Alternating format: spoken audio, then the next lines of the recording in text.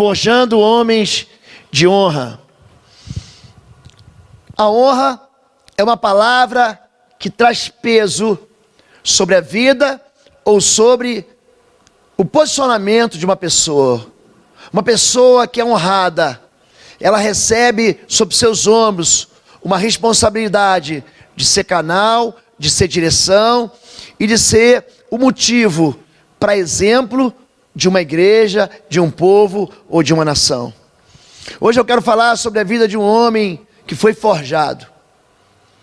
O que tem definido o sacerdócio masculino são princípios eternos que estão revelados na Escritura Sagrada, mas que hoje estão sendo ignorados, abandonados, destituídos. Hoje, quando a gente fala sobre conservadorismo, o fulano é conservador.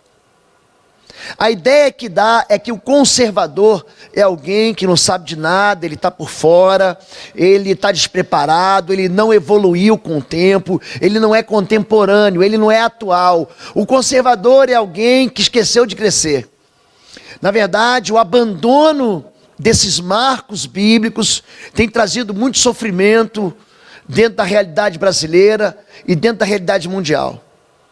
Se você um dia quiser me acompanhar, nós temos aqui alguns lares onde os jovens eles são recuperados das drogas. Existem algumas casas de recuperação de jovens que foram apreendidos por algum ato infracional. O jovem não comete crime, né? Ele comete ato infracional menor de idade. E nesses lugares existe um denominador comum, que é a ausência da figura do pai. Só pode perguntar para todos eles, cadê seu pai? Eles não têm pai. Davi é um homem segundo o coração de Deus, mas ele nasce sob uma perspectiva muito negativa. Ele não é filho legítimo do seu pai. A Bíblia diz no Salmo 51, ele confessando o seu pecado, ele diz: em iniquidade me concebeu a minha mãe. E ele nasce assim, sendo rejeitado. Quando Samuel vai visitar a casa do pai dele para ungir o próximo rei de Israel, ele sequer foi considerado como filho de Jessé. Mas eu quero contar aqui como Deus usou a vida desse homem para transformar toda uma nação. Ele pode usar a minha vida e ele pode usar também a sua vida. 1 Samuel capítulo 30, do verso 1 ao verso 4, conta uma história, uma passagem muito triste, caótica, dramática da vida de Davi. Sucedeu, pois, que chegando Davi e os seus homens ao terceiro dia a Ziclag. Ziclag é uma cidade ao sul do deserto do Negueve, mais abaixo de Judá. Já os amalequitas tinham invadido o sul, e Ziclag tinham ferido a Ziclag e a tinham queimado a fogo. E tinham levado cativas as mulheres e todos que estavam nela, tanto pequenos como grandes. A ninguém, porém, mataram, tão somente os levaram consigo, e foram o seu caminho. E Davi e seus homens chegaram à cidade, e eis que estava queimada a fogo, e suas mulheres, seus filhos e suas filhas tinham sido levados cativos. Então Davi e o povo que se achava com ele alçaram a sua voz e choraram, até que neles não houve mais força para chorar. Se há algo certo na nossa vida, é que nós vamos passar por crise. Você que casa, a pessoa pensa que casamento é lua de mel. Sim, tem lua de mel, mas não é só lua de mel. Nós passaremos por situações em que a gente não gostaria de passar. Nós enfrentamos enfermidades, nós enfrentamos problemas, nós enfrentamos abandonos, nós enfrentamos muitas vezes, gente, aquilo que a gente não quer enfrentar. Davi, ele está vivendo um período da vida dele, que ele está afastado do seu local, onde ele cresceu, em Belém. E ele vai morar numa região muito pobre, infértil, um deserto, uma cidade abandonada, esquecida, e dada para ele pelos filisteus. Os filisteus eram inimigos de Israel, mas nesse tempo, Davi também era inimigo de Saul. Na verdade, Saul era inimigo de Davi, Davi não tinha nada contra Saul. Então os filisteus acolhem eles nas suas fileiras de tropa, como quem diz: o inimigo do meu inimigo é meu amigo. Os filisteus ali estão lutando contra Israel, então assalariam, trazem esse homem para servir no exército de Israel. Só que quando ele chega do seu trabalho, assim como eu e você, um dia ele chega em casa, a sua família é levada embora, os seus filhos são levados embora, e aí quando o mal toca na gente, só resta chorar. Ele e os seus amigos guerreiros, eu não estou falando de gente frouxa, eu não estou falando de homens enfraquecidos, fragilizados. Eu estou falando de homens guerreiros, valentes, que lutam suas batalhas, que enfrentam seus inimigos. Davi foi o homem que lutou com o urso, com o leão, que enfrentou Golias e derrotou Golias, dos quais ele venceu os inimigos, e as mulheres cantavam, Davi matou os 10 milhares, mas chega um momento em que a tragédia toca na vida da gente e só resta chorar. Davi chega na sua casa, a sua casa está queimada, e aquilo que ele mais ama foi levado. E ele vai aprender aqui a enfrentar, nós vamos aprender com Davi a enfrentar os problemas. Hoje, homens e mulheres têm desistido muito fácil daquilo que não tem preço. Davi era um fugitivo, Saul o perseguia, ele perde o seu emprego, o seu salário, ele era o campeão do rei, só que aí Saul se volta contra ele por causa de ciúme, por causa de inveja, e começa a perseguir ele, e tenta matar ele. Ele é caçado pelos judeus, e é odiado pelos filisteus. Ele não tem mentor espiritual, porque Saul morre, Samuel morre, e ele fica sem pastor. E como ele fica sem pastor, ele também perde o rebanho, e perde o ministério dele. Tudo está dando errado, a vida dele está caindo aos pedaços, ele não tem casa em Israel, ele vai morar nesse território infértil do Neguev, de Ziclag, é obrigado a trabalhar para os inimigos de Israel, perde o pouco que tem numa pilhagem, encontra sua casa em ruínas, sua família desintegrada. Muita gente hoje desiste, muita gente, o primeiro probleminha que tem, fala, eu não quero mais, eu vou embora, quebra tudo, descontrolado, pessoas despreparadas, porque não receberam em casa um preparo para ser homens. Casamento é para homem, casamento é para macho, casamento não é para infantis. O casamento é uma decisão que você toma de viver para sempre com outra pessoa. Essa outra pessoa que você vai casar não é perfeita. Aliás, foi no ambiente do casamento que Adão e Eva pecaram. Foi no ambiente perfeito de um paraíso que o mal entrou na humanidade, que o pecado entrou na humanidade. Muita gente pensa que o casamento vai ser sopa, vai ser moleza, que ter uma família é tranquilo. Nós passamos por problemas, nós passamos por situações em que as vidas às vezes são assim, são caóticas. Eu recebo toda semana pessoas no gabinete me contando essa história de Davi aqui. Perdi minha família, perdi meu cônjuge, perdi meus filhos, perdi meu emprego, estou sendo perseguido, me colocaram na justiça, estão tentando roubar de mim, eu fui roubado inclusive, mas estão tentando tirar ainda mais de mim. Pessoas que vivem com as suas vidas aos cacos que você tem que juntar, pessoas que tomam decisões tolas, pessoas que acham no seu coração acham que existe um caminho de fuga mais fácil, de desistência que é mais fácil, que não querem reconstruir, que não acreditam que são capazes de reconstruir, de recomeçar. Davi e seus soldados choraram em alta voz até não terem mais forças. Você acha que você é o único que passa problema? Deus deu uma palavra para um homem chamado Abraão. E Abraão, gente, ele passa ali mais de 25 anos esperando uma promessa. Todos os homens que você conhece na Bíblia, que você ama, todos eles passaram pelo deserto. Isaac foi cavar poços no deserto. Jacó foi para o deserto de Padã Arã. Moisés foi para o deserto de Midian. Isaías, Jeremias, Ezequiel e Daniel experimentaram desertos. O Novo Testamento é recheado de pessoas no deserto. João Batista é a voz do que clama no deserto. O apóstolo Paulo, ele passa, antes dele começar a ministrar, 12 anos no deserto de Damasco. Jesus foi 40 dias para o deserto. Gente, o deserto não é um lugar ruim, mas é um lugar onde Deus forja o caráter. Em Deuteronômio capítulo 8, Deus diz: eu levei você para o deserto, eu te humilhei, fui eu que te deixei passar fome, para que você entendesse que nem só de pão vive o homem, mas de toda palavra que sai da boca de Deus. É no deserto que os milagres acontecem, é no deserto que o pão chove do céu, é no deserto que a água volta da rocha, é no deserto que Deus manda codornizes, num milagre acontecendo no meio do deserto. É no deserto em que as crianças crescem, e as roupas crescem juntos. Você já imaginou isso? Você andar com um sapato, o sapato do teu pé crescer, você é garoto, e o sapato crescer junto. O deserto é uma realidade na vida da gente, e Deus tem um deserto sob medida para cada um de nós.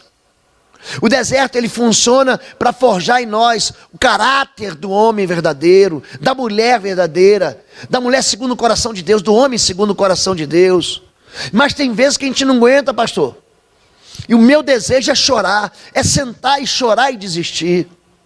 Davi, ele chora com seus homens até não terem mais forças. No verso 6, 1 Samuel 30, conta sobre a angústia da ruína que eles estão vivendo. Davi muito se angustiou, porque o povo falava em apedrejá-lo, porque a alma de todo o povo estava em amargura, cada um por causa de seus filhos e das suas filhas. Todavia, Davi se fortaleceu no Senhor seu Deus. O único apelo que ele podia fazer era Deus. Não há esperança. Por que a Bíblia diz no Evangelho de Lucas: bem-aventurados os pobres, bem-aventurados os mansos, bem-aventurados os que têm fome e têm sede, bem-aventurados os que choram? Não dá uma impressão que ele está invertendo a pirâmide? Não, pastor. Bem-aventurados os que riem, bem-aventurados os fartos, bem-aventurado quem não tem fome, bem-aventurados aqueles que sabem se defender. A questão é que a gente só se dobra diante do Senhor quando a nossa vida vai à falência. Tem gente que espera o casamento ser destruído para vir buscar o Senhor. Tem gente que vai empurrando com a barriga os seus problemas. Ele só se lembra de Deus no último segundo do segundo tempo da partida. Querido, a vida da gente, ela é feita de semeaduras. Um casamento é semeadura. Filhos no altar são semeadura. Eu não me lembro dos meus filhos terem ficado em casa, nem como crianças, nem como pré-adolescentes ou quase-adolescentes, nem como adolescentes. Penso assim num pai que não teve aborrecimento com os filhos. Fui eu. Nós ensinamos os nossos filhos a baterem na porta do Senhor, a viverem no altar. O nosso Deus é um rei. Eu falei: eu quero levar você para dentro do palácio do rei. Eu quero ensinar vocês. Quantas vezes eu tive que falar para meu filho não jejuar, porque ele me via jejuando. Gente, o menino já é seco. Aquela costela dele, eu me lembro, seca. Eu falei: está jejuando, filho. Ele queria namorar a moça, e a moça não dava bola para ele. E ele começou a jejuar por isso e por outras coisas também. Nós nos reuníamos diariamente. Hoje meu filho mora fora, está passando férias comigo, minha filha casou. Todos os dias, não houve um dia em que nós não orávamos juntos, que nós não ensinávamos para ele o valor das Escrituras Sagradas, em que nós não perdoávamos uns aos outros, em que nós não vivíamos a igreja dentro de casa. É isso que faz da gente, essa semeadura, é que faz com que a gente tenha uma colheita no futuro. Essa semeadura que faz com que a gente tenha esperança no futuro e alegria no futuro. Mas tem gente fazendo tudo errado, colocando a carroça nas frente dos bois, querendo apressar bênçãos, querendo caminhar adiante da palavra de Deus, fora da palavra de Deus. A vida da gente é um investimento. Se você não investir no seu amor, ele vai acabar. Por que nós celebramos a ceia pelo menos uma vez por mês? Porque os milagres, gente, vão ser esquecidos daqui a pouco. E a gente tem que se lembrar do que Jesus fez. Fazer isso em memória de mim. O que está acontecendo aqui, gente? Existe um tempo de amargura e de ruína. Áreas de angústia na vida do ser humano. Você vai experimentar isso. Dinheiro. Você quer arrasar a vida de uma pessoa? Mexe no dinheiro. Há uma promessa de Deus, interessante isso. Eu não prego o evangelho de prosperidade, vocês sabem muito bem disso. Eu prego o evangelho da cruz. Mas a Bíblia diz que se você for obediente aos princípios, você prospera. E tem pessoas que infelizmente, gastam mais do que ganham. São incapazes de serem honestos com o Senhor. Desprezam o valor do dízimo no altar. Gente, o dízimo não abençoa a igreja, não abençoa você. É você que é abençoado. Eu abrirei janelas dos céus. Se vocês tivessem um pouco da experiência que eu já tive, só na área de libertação com relação a dízimo, vocês iam ficar de queixo caído. Da enormidade de entidades espirituais malignas que operam nas finanças das pessoas. E não é coisa que me contaram, é coisa que eu vi. São experiências horríveis. São aprisionamentos, engasgamentos econômicos. Gente que é incapaz de lidar com a necessidade. Precisa gastar. Mas quando é para o Senhor não pode. A gente faz um retiro, é muito caro. Você sai para comer, você gasta R$200, mas o retiro é caro. Você sai, interessante como é que os valores são diferentes. Aquilo que tem preço, gente, não tem valor. Mas aquilo que você não consegue colocar preço, isso tem valor. Quanto você daria, você que tem um filho afastado, você que tem um casamento destruído, você que tem uma enfermidade, quanto você investiria para que hoje você tivesse curado, seu casamento fosse feliz e teus filhos estivessem sentados aqui na igreja com você? Quanto? Nós desprezamos os valores de Deus. E se há uma área de ataque, é a área financeira. Gente, é o pior espírito imundo denunciado na Bíblia, é Mamon, o pior dele. É o único que Jesus fala, sabia disso? Jesus não fala de mais nenhum. São denunciados no Novo Testamento Apolion, Belzebu, Belial. Jesus não fala nenhum dele, mas fala, cuidado com isso aí, Mamon. Em Mateus 6,24, ele vai arrasar a sua vida. Ele vai roubar Deus do teu coração. Você não pode servir a Deus e a Mamon. Cuidado, você vai amar um e vai odiar outro. Quem aqui ama o Senhor Deus? Levanta a mão. Amém? Tá bom. Quem aqui odeia o dinheiro? Ai, pastor, eu odeio o dinheiro. Porque a Bíblia diz, você vai amar um, você vai odiar o outro. E as pessoas constroem as suas vidas em volta do Deus dinheiro. As pessoas constroem as suas histórias em volta dos recursos. Quando você recebe um dinheiro, você glorifica, aleluia, recebi. Mas quando você não tem, a tua vida está em ruínas. Número 2, filhos. Os filhos estavam nas mãos do inimigo. A tristeza de pais perderem filhos para as drogas. Filhos estão aprendendo a beber em casa. Filhos estão aprendendo a se desviar em casa. Filhos estão aprendendo a ser estúpidos com as suas esposas em casa. Nós recebemos 1 Pedro 1,18. Essa vã maneira de viver nós recebemos dos nossos pais. Você acha que teu filho é pequenininho, e você, mulher, você acha que você está sendo rebelde contra o seu esposo, está dividindo a sua casa, está conspirando com os seus filhos para isolar seu marido. Você acha que você está sendo feliz com essa atitude? Os seus filhos estão aprendendo a rebelião em casa.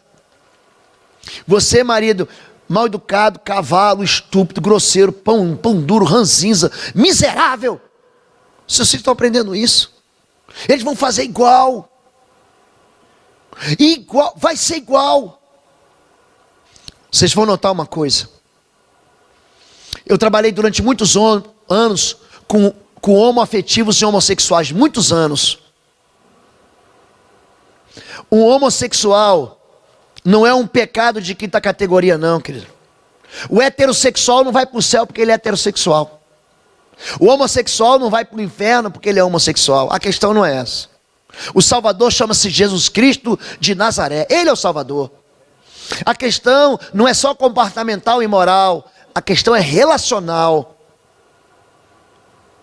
Você pergunta para 95% de alguém que perdeu sua identidade sexual: quem é teu pai? Diz: não tenho, não sei. Papai deixou mamãe quando eu era pequeno. Papai foi amar outra família. Papai abandonou a gente. Papai nunca esteve aqui. Papai morreu, eu sou órfão. Eu nunca soube quem era meu pai, eu sou abandonado. Se o filho não tem o norte da identidade do pai, a direção, o trilho, ele se perde. Eu tenho ensinado que pai dá direção, identidade, proteção e amor. Se você não entender que a figura do homem é essa dentro de casa, é alguém que supre sim, mas protege. É alguém que ama também, mas dá identidade. Filhos que não têm pais, ou têm pais ausentes, ou a figura do pai é uma figura violenta, carrasca, cruel, brutal, eles vão se perder na ansiedade. Ansiedade, querido, é falta, é ausência de pai. Se você não confia em Deus, que é pai, você vai ser um ansioso a vida inteira, e você vai sempre achar que a vida vai querer te dar um nó, a vida vai te pegar na curva, alguma desgraça vai acontecer na sua vida, e algum sofrimento você vai atingir. Por quê? Porque você não confia no pai. Saúde, Davi estava angustiado. Aí quando vem problemas, também vem o que, gente? São as doenças psicossomáticas. E hoje como se sofre disso? Diz, a Organização Mundial de Saúde diz que em 2030, o burnout, ou essas doenças ligadas à tristeza profunda, como depressão e pânico, vai ser a doença mais incapacitante no nosso mundo. Por que essas coisas estão acontecendo? Porque os jovens não sabem lidar com o não. A pior maldade que uma mãe pode fazer é não deixar o seu filho ser frustrado. A frustração faz bem. Aprenda a dizer não. Aprenda a dizer não pode, mas não, a mamãe hoje tem que dar tudo para o filhinho na boquinha. Aí a criança de 20 anos acorda, 20 anos, acorda meio-dia, não estuda, não trabalha, não lava o copo, não arruma o quarto, não arruma nem a cama. Aí levanta meio-dia, e aí, véia, o que tem para comer? Vou fazer um macarrãozinho para você. Eu não quero macarrão, quero bife com batata frita. São adolescentes dominando as casas. Adolescente é criança, mas ele está dando a direção, ele está dando o norte, porque pai e mãe não sabem dar direção para o filho. Então hoje, o que a gente está vendo? Enfermidades da alma. Eu estou atendendo QAs que estão se cortando, não da nossa igreja, que estão se automutilando, na virilha, na perna, na barriga, buscando, sabe o quê? Solução para o turbilhão de dores emocionais que eles estão vivendo. Eles não têm para quem correr, eles não têm com quem conversar, eles não têm um pai e a mãe que não sabe nem ouvir eles. Então eles se cortam. O corpo é muito inteligente, Deus o fez assim. Quando você corta o corpo levemente, o cérebro produz um opiáceo, noradrenalina, endorfina. Isso é produzido, isso traz uma anestesia no corpo. Então na verdade ele não está buscando anestesia para o corte, mas para a alma dele ferida. Número 4, casamentos. As esposas estavam cativas e as famílias arrebentadas. Você quer destruir uma pessoa, destrói o casamento. Você repara que nas prioridades de Efésios capítulo 5, Deus diz, primeiro Deus, depois seu casamento. Isso é prioridade. Tem gente que embola tudo, coloca filho, coloca igreja na frente. Você precisa entender isso, querido. A tua prioridade é a tua vida com Deus. Não vos embriagueis com vinho onde há contenda, mas enchei-vos do Espírito, falando com salmos, cânticos e hinos espirituais. Primeiro a sua vida com Deus. Buscai, portanto, em primeiro lugar o reino de Deus e a sua justiça, e todas essas coisas vos serão acrescentadas. Número 2 é o teu casamento. Não há ninguém mais importante na minha vida depois de Deus do que minha esposa. Ninguém é mais importante. Ninguém, eu deixo claro aqui, ninguém é mais importante que ela. Isso é fato. Eu tenho um pacto com ela, eu tenho uma aliança com ela. Número 3, ainda citando a Bíblia: vós maridos, amai as vossas esposas. Esposas, andem no caminho dos seus esposos. Para de rachar a tua casa. Para de dividir o seu lar. Uma casa dividida não subsistirá. Se o marido é o telhado da casa, a mulher é a coluna. A submissão, ela está por baixo. Submisso. O submarino sustenta a coluna d'água.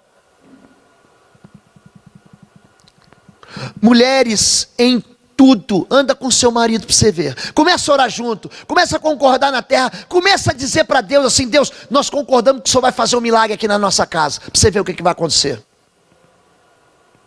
Terceiro lugar, cuide da sua família. Aí é que entra filho, sogra, mãe, cachorro e papagaio. Tem gente que cuida mais do cachorro do que de gente. Gente, é impressionante como é que tem gente. Interessante isso. A Bíblia não diz que os bichinhos vão herdar o reino dos céus. A Bíblia diz que é gente. Jesus veio para salvar gente, ser humano, pessoas. E tem gente, eu não estou dizendo para você maltratar bicho. Eu não estou falando que eu não dou valor. Eu gosto do cachorrinho, eu gosto do gatinho. Eu fui criado com isso. Na casa tinha coelho, tinha passarinho. Tudo isso eu dei para os meus filhos também. Eu estou dizendo que você inverter as coisas. A prioridade é você e Deus, você, teu casamento, tua esposa. Depois, você e teus filhos. Os teus filhos não podem estar antes da sua esposa, do seu marido. Não podem estar. É uma quebra de hierarquia, de prioridades aí. Vai dar errado. Vai em algum momento. Essa casa vai fissurar.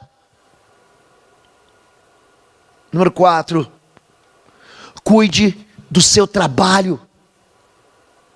Trabalho. Deus abençoa, sabe o que? Olha aqui, ó. A obra das mãos. Deus diz: trabalharás 6 dias. No 7º você descansa. Tem gente que quer descansar 6 dias e trabalhar 1. Não, esse negócio de lei do sábado não presta para mim. Não, para mim também não presta não, querido. O Shabá para mim é só o descanso mesmo. Agora à tarde eu vou ter um descanso, pronto. Mas à noite eu vou trabalhar de novo. Agora o que está acontecendo? As pessoas não querem trabalhar. E querem ser abençoados. Número 5. Aí entra o ministério. Olha só, gente. O ministério, ele vem depois de tudo isso. Primeiro você e Deus, depois você e tua esposa, depois você e tua família, teus filhos, teu casamento, teus filhos, tua sogra. Depois do teu trabalho, aí que entra o quê? O ministério.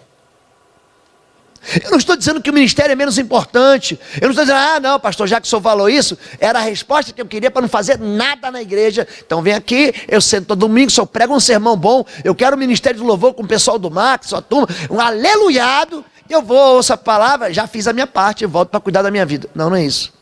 Você vai ter um ministério. Você não pode trocar as hierarquias. Número 5, amizade. Os homens de Davi se voltaram contra ele e queriam apedrejá-lo. Quando o caos toca na nossa vida, homens, se preparem, porque todo mundo vai apontar para você.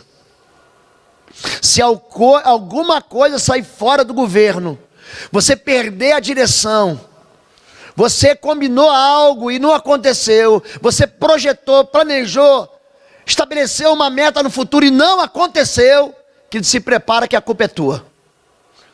Funciona assim. Meu time esses dias perdeu o técnico. Quando tudo é errado, o que você faz? Você manda o Neymar embora, é isso? Manda. Você manda o artilheiro que não está fazendo gol? Você manda o zagueiro, o goleiro frangueiro embora?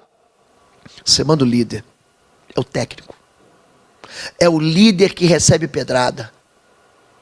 Então engrossa o teu couro. O líder é alguém que vai nessa caminhada sofrer ataques. E o homem de verdade tem que aprender a ter endurância, perseverança, para não desistir no meio do caminho. A gente tem que ter uma capacidade. Uma vez o meu pastor, Ari Veloso, ele era pastor saudoso, Ari Veloso, foi meu professor de hermenêutica 2, na Faculdade Teológica Batista de São Paulo, e ele falava o seguinte para a gente, ele dizia assim: o pastor é alguém que tem a arte de engolir sapo e vomitar diamante. Mas isso não serve só para pastor, não, serve para todo mundo. Serve para mim e para você. Vão existir momentos que vão duvidar de você. Vão existir momentos que vão dizer para você assim: você errou, a culpa é tua. Tudo deu errado aqui, nós fracassamos, fomos roubados, fomos pilhados, fomos destruídos, a culpa é sua. Mas Davi se fortaleceu no Senhor e na força do seu poder. Ele, na hora que tudo dá errado, sabe o que ele faz? Ele se recusa a desistir. Se você continuar a leitura bíblica, você vai ver que Davi recupera mulheres, recupera filhos, recupera bens, recupera tudo. Sabe por quê? Porque ele traz à memória aquilo que dá esperança para ele. Ele se lembra do passado de vitória e não deixa que a realidade presente afete o futuro dele. Eu fico impressionado como é que tem gente que desiste. Eu não sei se foi a minha formação. Eu fui ensinado a não abandonar a trincheira. Soldado que abandona a trincheira vai para a corte marcial. Soldado que negocia, que faz amizade com o inimigo, vai para a corte marcial e morre no pelotão de fuzilamento. Nós não estamos autorizados a negociar vidas como se nós pudéssemos desistir delas. Você é pai de filho pequenininho, e quando o filho é pequenininho, você pega ele, faz cosquinha. Eu cansei de fazer isso com meu filho. Eu dava nele surra de cosquinha. Vou te dar surra de cosquinha. E você resolve as coisas com mais tranquilidade. Mas daqui a pouco o seu filho vai crescer. A Bíblia diz que ele é como flecha na mão do valente. Você vai lançar ele, e ele vai tomar as direções que ele quer. Mas como dá alegria para a gente você vê que os filhos da gente tomaram direções de gente de bem. Não só um homem bom, mas um homem de bem que serve ao Senhor. Gente, tudo isso é construído antes. Pastor, mas agora que o senhor vai pregar esse sermão? Cheguei na igreja agora, pastor, e agora? E agora você vai ganhar o tempo que você perdeu. Agora você vai aprender a pedir perdão. Agora você vai recomeçar. Agora você vai atrás daquilo que o amalequita levou. Agora você vai atrás daquilo que o inimigo roubou. Agora a tua energia vai estar concentrada em quê? Em restaurar aquilo que foi perdido. Não existe casamento falido que Deus não restaure. Gente, leia o livro do profeta Oséias no Antigo Testamento. É um manual de restauração. Aquela mulher fez tanta besteira na vida. Aquela tal de Gomer não vale nada. Pensa uma mulher que vale um centavo furado. Vale nada. Deus restaurou o casamento dela com Oséias. Deus refez aquilo que estava destruído. Deus reconstruiu a vida de Davi. Davi fez uma lambança com a vida dele. Ele achava, porque ele era homem segundo o coração de Deus, podia fazer qualquer coisa. Gente, a soberba é um negócio horrível. O orgulho é a capacidade que o homem tem de pegar Deus, expulsar Deus da vida dele, dar um cartão vermelho para Deus. Deixa que eu me viro. Davi fez isso e achou que ia se dar bem. Mas a colheita dele é tão amarga, tão infeliz, é tão triste. Falei, você começa a ler a Bíblia a primeira vez, eu falo assim, já era para esse homem aqui. A primeira vez que eu li a história do rei Davi, eu falei, acabou. Isso aqui é o ponto final na vida dele. Gente, Deus pega esse homem depois. Ele enfrenta uma guerra civil. Ele perde 4 filhos, gente. Gente, a dor de perder um filho talvez seja a dor mais lancinante, mais terrível que existe. Eu vi muitas crianças morrerem no hospital do câncer. Eu vi o choro é o grito silencioso daquele que diz assim: não tem mais jeito para mim. Pai chorando pelos filhos que morreram. Davi perdeu 4. Davi perdeu o seu trono. Davi perdeu sua dignidade. Davi foi apedrejado por Simei. Você fala, acabou. Gente, não acabou não. Deus, ele pega o ponto final, transforma numa vírgula. O nosso Deus é um Deus que forja homens de honra. Eu quero muito ensinar os homens dessa igreja. Eu quero muito ensinar para vocês princípios de vida eterna. Eu quero muito ensinar vocês a serem pais. Eu quero ensinar vocês a serem filhos. O meu coração está ligado nessa igreja de um jeito. Eu vou aprender a ser avô. Minha filha casou, eu recebo alvará para ser avô. Pronto. Já tenho alvará para ser avô. Ela falava para mim assim: pai, eu vou ter o filho daqui a uns 10 anos. Estou casando com 24. Com 34 eu vou te dar um neto. Eu comecei a orar. Aí no dia do casamento dela, eu falei assim: filha, quanto tempo você vai demorar para me dar um neto? Ela falou assim: uns 3 ou 4 anos. Eu falei: aleluia, caiu a grande Babilônia. As defesas caem, as muralhas caem. E eu vou poder ensinar você a ser avô. Eu vou poder ensinar você a restaurar vidas. Eu vou poder ensinar você a tratar de pessoas que não têm possibilidade de cura. Eu vou poder ensinar vocês a lidar com a questão da identidade. Homens, não deixe de se inscrever no retiro de homens. Não deixe. A sua vida vai receber do Senhor um presente que vai impactar a sua história. Amém? Vamos ficar em pé em nome de Jesus e vamos orar. À noite, eu continuo a segunda parte dessa mesma mensagem. Feche seus olhos em nome de Jesus. Querido, essa palavra dá a impressão que eu estava ministrando só para homens, mas não estava. Tem mulheres hoje que estão vivendo sozinhas. Hoje tem maridos que são tão fragilizados, enfraquecidos, que a mulher tem que se posicionar como homem da casa, como aquela que está à frente. Essa palavra é para todos vocês. Mulher, ajude seu esposo. Ajude ele. O seu esposo precisa de ajuda. Eu vou repetir, hein? O seu esposo precisa de ajuda. Não é bom que o homem esteja só. Far-lhe-ei uma ajudadora idônea. Mulher, você é ajudadora idônea. Idônea. Ele precisa de você. Eu preciso da minha esposa e você precisa da tua. Não ignore isso. Um homem de honra é um homem como Davi. Pode chorar. Pode chorar. Você pode, na hora de enfrentar, falar: mas Deus, essa aqui eu nunca vi. Queimaram a minha casa, roubaram meus bens, pilharam a minha vida, tiraram a minha alegria, roubaram minha mulher, levaram meus filhos. Eu vou chorar. Chora. Pode chorar. O que não pode é você viver para sempre no choro. Aí não pode. Davi se levanta. Abiatar, vem cá, Abiatar.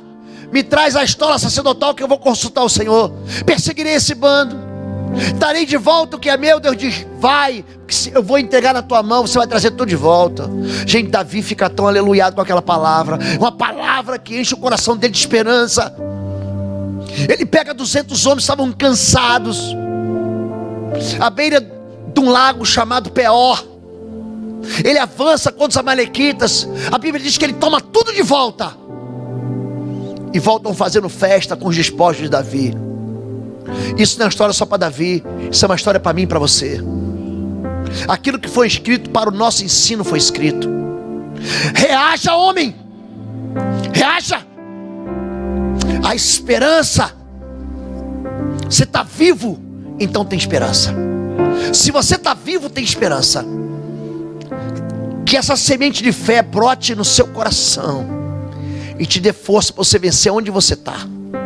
Se o problema é no seu trabalho, estabelece o trono de Deus naquele local. Chega lá chega meia hora antes no seu trabalho, levante sua mão e libera uma palavra no mundo espiritual. Eu estabeleço o trono do Senhor, o reino do céu nesse local. Eu anuncio a chegada do reino de Deus. Eu estabeleço a autoridade de Cristo aqui. Você vê o que vai acontecer.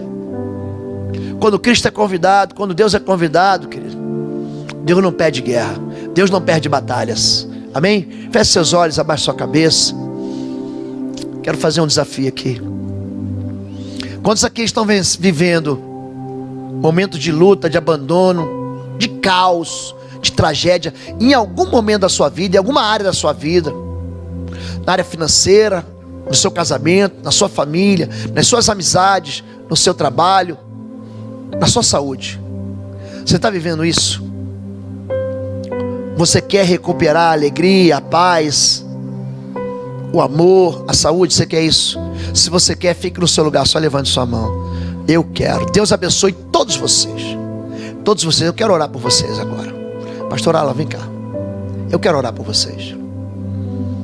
Pai querido, a tua palavra, ela entra e penetra no nosso coração, com sutileza, com amor, mas também impacta a nossa vida. Não nos deixa, Pai, cair, não nos deixa ficar sentado chorando. É tempo de reagir. Sopra sobre nós do teu Espírito Santo. Reveste-nos, Senhor Deus, da autoridade do Cordeiro, teu Filho Jesus. Faz com que a gente se encoraje para avançar. Que nós nos encorajemos para a gente trazer de volta aquilo que foi roubado. Para que a gente restaure nossos casamentos e tenhamos aqui famílias fortes. Para que a gente aprenda a ensinar o caminho do Senhor para os nossos filhos, desde pequeno, para que eles entendam que o Senhor é Deus. Tira-nos da iniquidade, tira-nos do pecado, ensina-nos, Senhor Deus, a semear na terra e colher da porção da bênção do Senhor. Encoraja-nos como homem de honra. Faz de nós valentes, faz de nós um sinaleiro do reino, faz de nós, Senhor Deus, varões que andam e dão direção para a nossa casa, que dão identidade aos nossos filhos, que dão proteção à nossa família, que amam, Senhor Deus, as nossas casas. Eu quero abençoar homens e mulheres que estão enfrentando tragédias, que estão com as suas vidas um caco, que estão doentes, adormecidos, enfraquecidos. E eu libero uma palavra de bênção sobre cada um de vocês, para que todos vocês saiam daqui revestidos da graça e do poder do nosso Senhor e Salvador Jesus Cristo. Eu os abençoo em nome de Jesus. Amém. Amém. Você pode dar um abraço na sua família? Pode, faça isso.